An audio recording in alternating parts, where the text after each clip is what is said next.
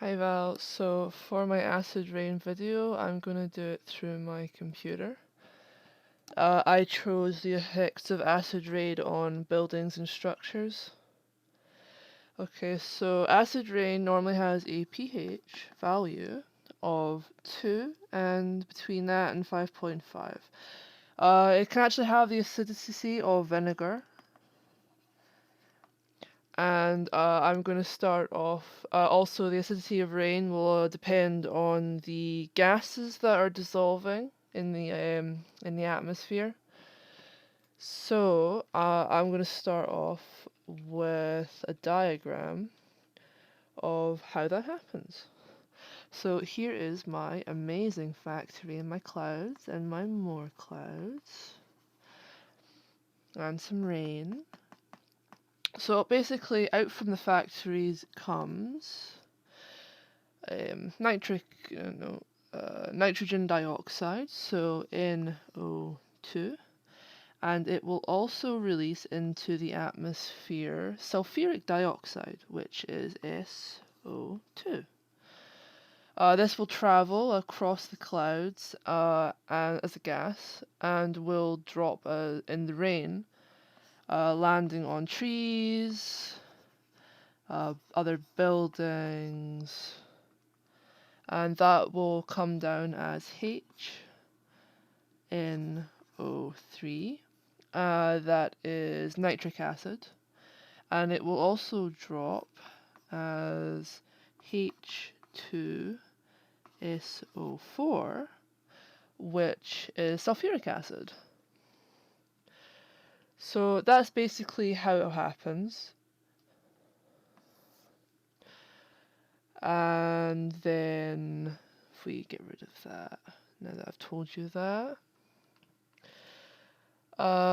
this acid with buildings has a necrosive effect on different materials, depending on the material.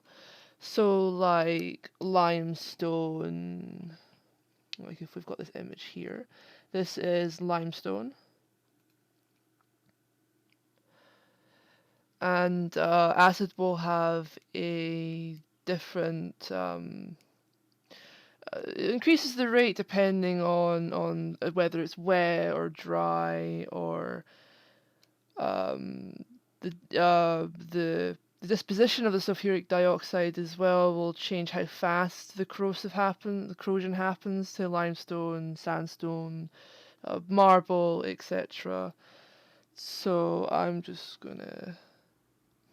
So if we look at SO2 plus H2O, which is sulfuric dioxide plus water, we end up with sulfuric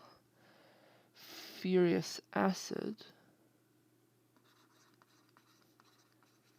which is H2SO and 3. If we get sulfur dioxide, sulfur trioxide, sorry, which is SO3 and H2O, we end up with sulfuric acid, which is H2SO4. Going back to limestone, the sulfuric acid will end up reacting further with the limestone in a neutralization reaction. So limestone has a elemental equation of CaCO3 plus H2SO4. This is when it is reacting with sulfuric acid. This becomes CaSO4 plus H2CO3. And again, this is a neutralization reaction. So if I get rid of this quickly, that then becomes H2SO4 CO3, oh, let's see, that 3 is too big. 3, which becomes CO2 gas, carbon dioxide. Yeah, carbon dioxide gas. Sorry, I'm having a moment. I just woke up. H2O. So carbon dioxide and water, when it finishes reacting with the sulfuric acid. Delete that again.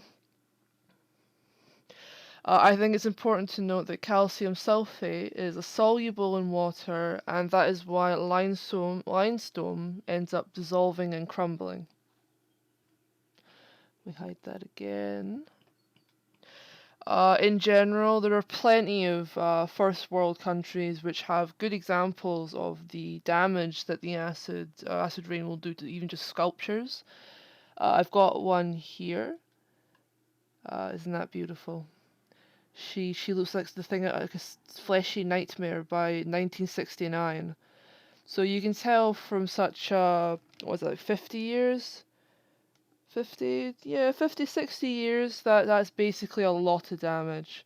And that's just, what was that like? That's obviously ages ago. You can actually, going back to my comment on eggs, where's my pen? There we go. You can actually show the effects of acid rain on something as simple as an egg in an egg experiment. So this, oh dear, where did you go? There you are. So this is an egg that somebody has put into vinegar. You can see, because of the bubble, it's a pretty bad image, but, oh dear. You can see from, like, the egg, there's, like, bubbling going on, and it's rising to the surface of the glass, so there's gases escaping.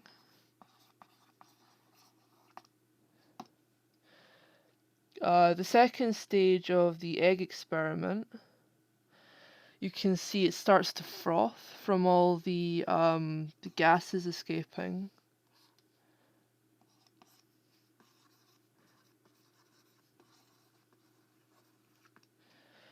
And by the third egg, well, the third thing, that's after 48 hours, in fact, I should probably comment, that is 48 hours after the fact of putting it in the vinegar.